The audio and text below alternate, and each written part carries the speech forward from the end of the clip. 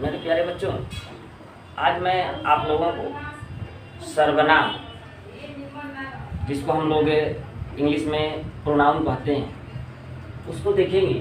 सर्वनाम में क्या चीज़ है? सर्वनाम क्या चीज़ है? तो जिस प्रकार हम अपने को अच्छे लगने के लिए, सुंदर दिखने के लिए कपड़ों का प्रयोग करते हैं, उसी प्रकार वाक्यों की सुंदरता को बढ़ाने के लिए हम लोग शब्द रूपी कपड़ों का प्रयोग करते हैं, जिससे कि वाक्य जो है वो देखने में और सुनने में अच्छा लगे। तो सर्वनाम दो शब्दों के मेल से बना है। सर्वनाम जो है वो दो शब्दों के मेल से बना है।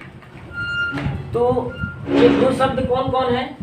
तो पहला शब्द जो है वो सर्व और दूसरा नाम। सर्व मीन्स सभी और नाम मीन्स नाम, नाउन। तो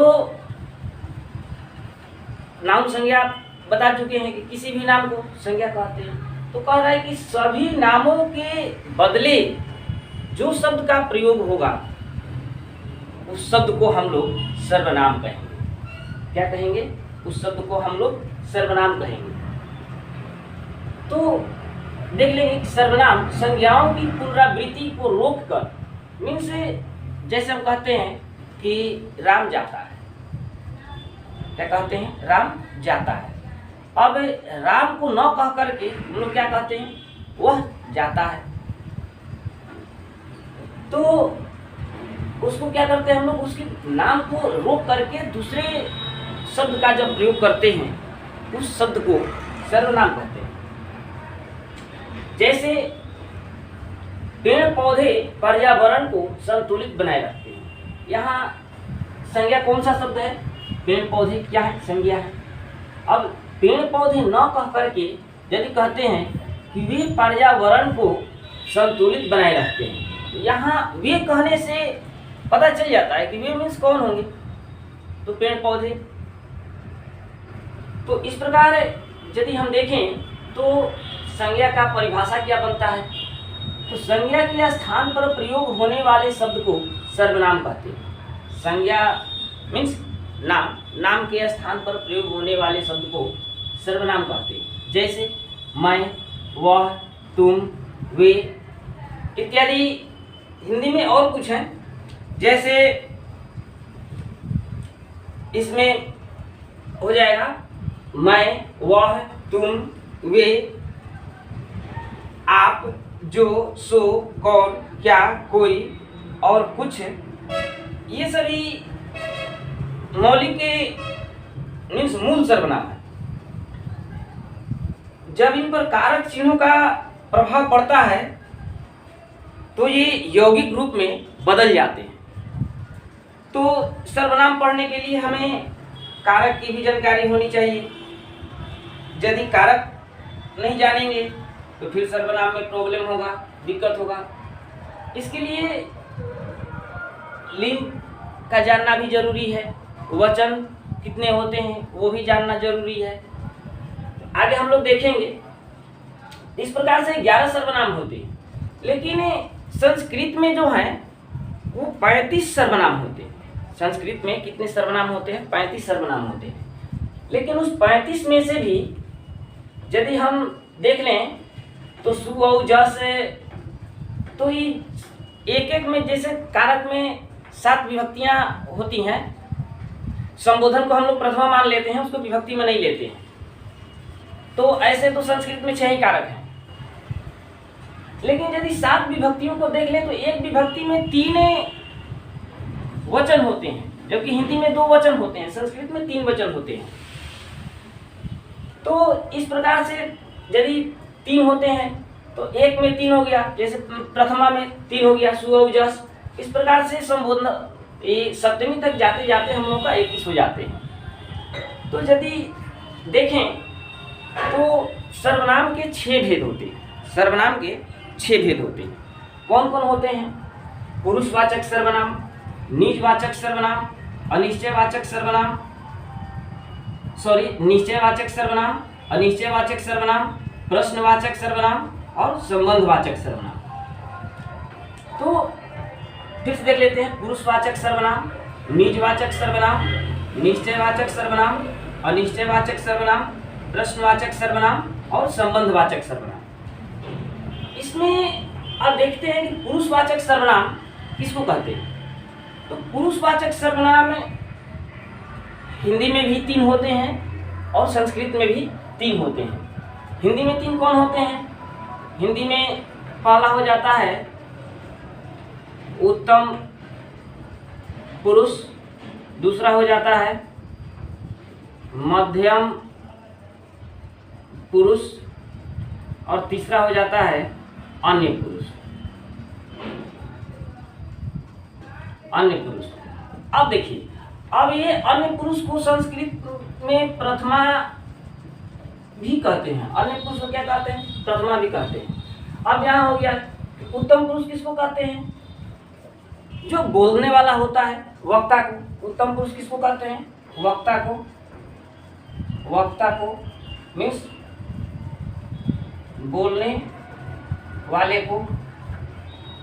मध्यम पुरुष सुनने वाले को। सुनने वाले को। अन्य पुरुष जिसके बारे में कहा जाए, जिसके बारे में कहा जाए। लेकिन संस्कृत में क्या होता है कि प्रथम पुरुष 1 नंबर पर आ जाता है। यह हो जाता है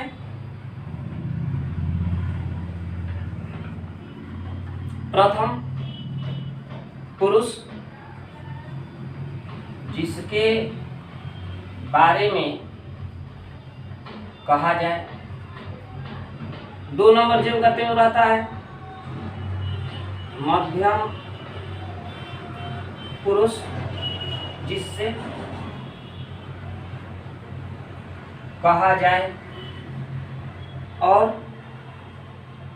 तीसरा नंबर में उत्तम पुरुष मीन्स बोलने वाला।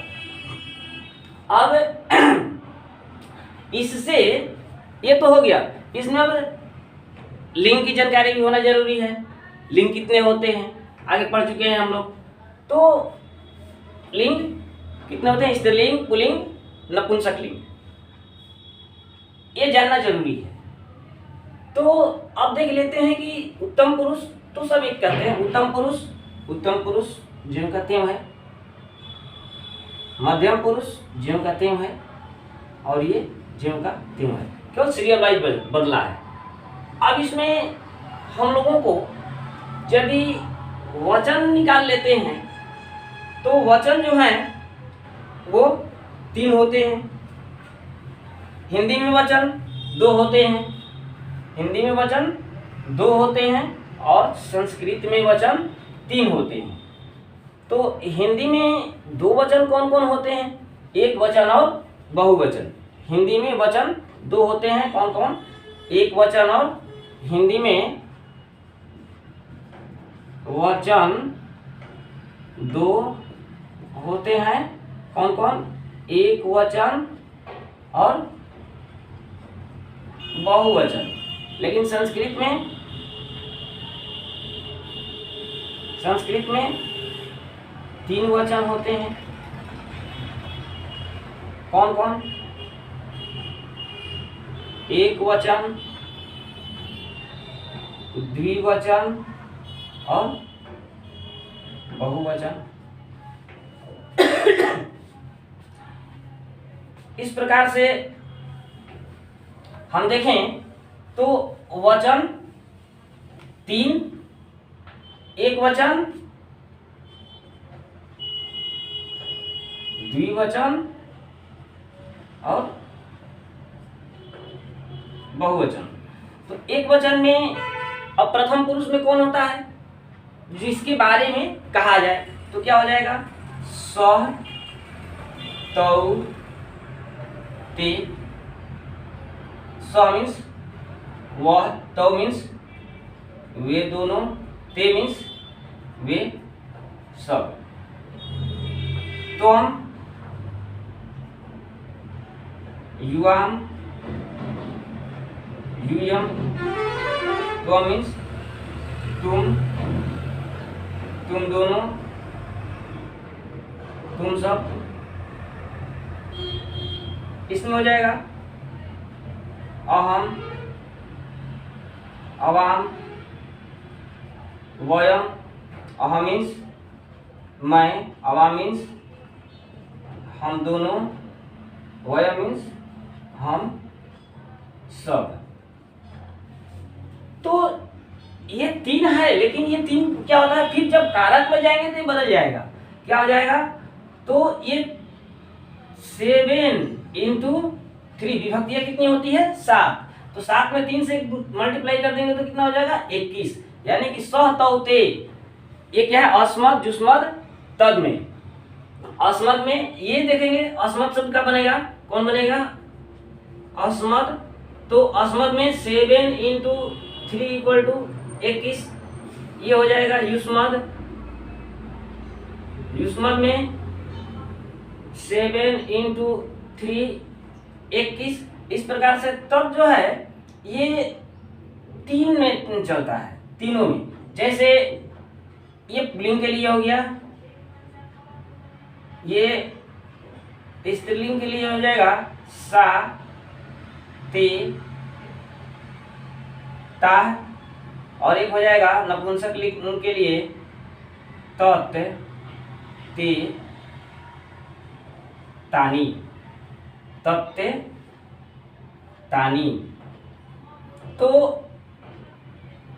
ये इस प्रकार से हो जाते हैं, और ये तीनों के साथ साथ में जाएंगे तो ये तीनों क्या हो जाएंगे, 21 हो जाएंगे, 21 हो जाएंगे। इसको हम लोग अगले वीडियो में चर्चा करेंगे कैसे क्या हो जाएंगे। जैसे ये है सह तौते, तम तो ताम तेन ताभ्यम तय, इस प्रकार से चलेगा। तो हम जुयम जुयम, तो हम जुअम जुस्मान, तो या जुआभ्यम जुस्मभ्यम, इस प्रकार से चलेगा। ये अहम अवाम वयम माम वम अस्मद मैं अवाभ्यम अस्मभ्यम, इस प्रकार से चलेगा। इसके बाद हम लोग देख लेते हैं, हालांकि संस्कृत में हम लोग को ये निजवाचक सर्वनाम, निश्चयवाचक सर्वनाम, अनिश्चयवाचक सर्वनाम, प्रश्नवाचक सर्वनाम, ये जितना भी है ये सब हिंदी वाला ही चलता है, लेकिन फिर भी हम लोग इसको देख लेते हैं। तो दूसरा देखते हैं निजवाचक सर्वनाम। निजवाचक सर्वनाम जो है वो निजवाचक सर्वनाम आप स्वयं हैं। निजवाचक सर्वनाम क्या है, आप स्वयं हैं। निजवाचक सर्वनाम आप स्वयं हैं, यानी कि जो आप करते हैं वो सब अपने लिए करते हैं और वो आप ही हैं। निजवाचक सर्वनाम, इसको देखते हैं, निजवाचक सर्वनाम आप स्वयं हैं, आप स्वयं हैं। निजवाचक सर्वनाम आप स्वयं हैं। तो इसमें एक लेकिन परंतु है, पुरुषवाचक के अन्य पुरुष वाले आप से इसका प्रयोग अलग है। यह कर्ता का स्वयं बोधक है, पर स्वयं कर्ता का काम नहीं करता, क्योंकि पुरुषवाचक आप बहुवचन में आदर के लिए आया है। हिंदी में वचन 2 होते हैं, बता चुके हैं, एक वचन, बहुवचन, और तथा संस्कृत में 3 होते हैं, एक वचन, द्विवचन, बहुवचन। आप, तुम, तुम, सह, वह, वे। यहाँ तुम, आप तथा सह, वे अपनों से बड़ों का आदर करने के लिए किया जाता है। आप भला हो तो जग भला हो। तो इस प्रकार से हम लोग देख सकते हैं। इसके बाद एक निश्चयवाचक सर्वनाम है। निश्चयवाचक सर्वनाम जिस सर्वनाम से वक्ता के पास या दूर की किसी वस्तु को निश्चय का बोध हो उसे निश्चयवाचक सर्वनाम कहते हैं। जिस सर्वनाम से वक्ता के पास या दूर की किसी वस्तु के निश्चय का बोध होता है उसे निश्चयवाचक सर्वनाम कहते हैं। जैसे वह, यह। एक एग्जाम्पल देख लेते हैं। पास की वस्तु के लिए यह कोई नया काम नहीं है। पास की वस्तु के लिए यह से देखते हैं, यह कोई नया काम नहीं है। दूर की वस्तुओं के लिए वह, नज़दीक की वस्तुओं के लिए किसका उपयोग करते हैं? यह का, और दूर की वस्तुओं के लिए वह का, जैसे वह रोटी जली है। इसके बाद है अनिश्चयवाचक सर्वनाम। अनिश्चयवाचक सर्वनाम जिस सर्वनाम में किसी निश्चित वस्तु का बोध न हो उसे अनिश्चयवाचक सर्वनाम कहते हैं। जैसे कोई, कुछ। ऐसा न हो कि कोई आ जाए, ऐसा न हो कि कोई आ जाए। उसने कुछ नहीं खाया, उसने कुछ नहीं खाया। इसमें देखेंगे अनिश्चय है। इसके बाद एक और है संबंधवाचक सर्वनाम। ये संबंधवाचक सर्वनाम, जिस सर्वनाम से वाक्य में किसी दूसरे सर्वनाम से संबंध स्थापित किया जाए उसे संबंधवाचक सर्वनाम कहते हैं। जैसे जो, सो, वह, कौन है जो पड़ा रो रहा है। जैसे वह कौन है जो पड़ा रो रहा है। वह जोर न करे, वह जो न करे सो थोड़ा, वह जो न करे सो थोड़ा। ये सब संबंधवाचक सर्वनाम है। प्रश्नवाचक सर्वनाम, प्रश्न करने के लिए जिन सर्वनामों का प्रयोग होता है उसे प्रश्नवाचक सर्वनाम कहते हैं। यानी कि जिससे हम लोग प्रश्न पूछ सकते हैं, प्रश्न करते हैं, उसे प्रश्नवाचक सर्वनाम कहते हैं। जैसे इसमें कौन और क्या का प्रयोग होता है, इसमें कौन और क्या का प्रयोग होता है। जैसे कौन आ रहा है, क्या कर रहे हो, इस प्रकार से। तो जो कोई, सब कोई, हर कोई, कोई भी, कुछ भी, कोई न कोई, कुछ न कुछ, कुछ कुछ, कोई कोई, और कुछ, सर्वनाम का रूपांतरण जो है वो पुरुष वचन और कारक की दृष्टि से होता है। इसका बदलाव जो है पुरुष वचन और कारक की दृष्टि से होता है। संस्कृत में संबोधन के स्थान पर प्रथमा विभक्ति होती है। संस्कृत में सर्वनाम के स्थान पर प्रथमा विभक्ति होती है। और सर्वनाम में कारकों की विभक्ति लगने से सर्वनामों के रूप में विकृति आ जाती है।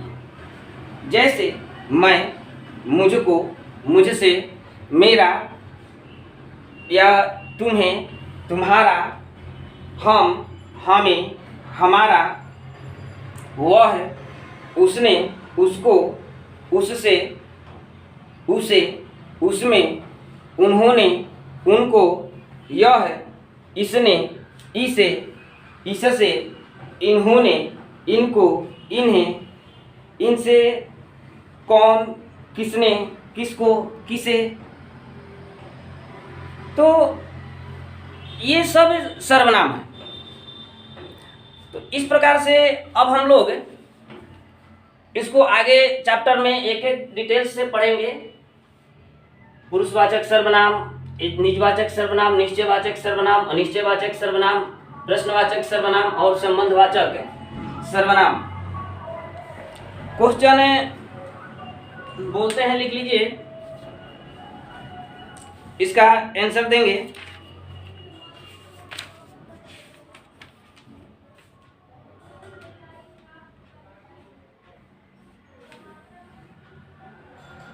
संज्ञा और सर्वनाम में सुधारण अंतर बताएं। संज्ञा और सर्वनाम में उदाहरण सहित अंतर बताएं। दूसरा क्वेश्चन लिखेंगे कि कौन का प्रयोग किसके लिए होता है।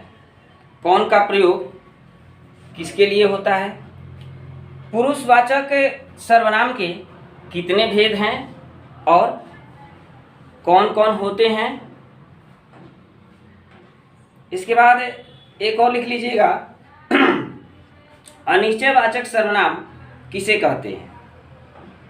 और एक अंतिम क्वेश्चन, जिसका किस सर्वनाम का यौगिक रूप है।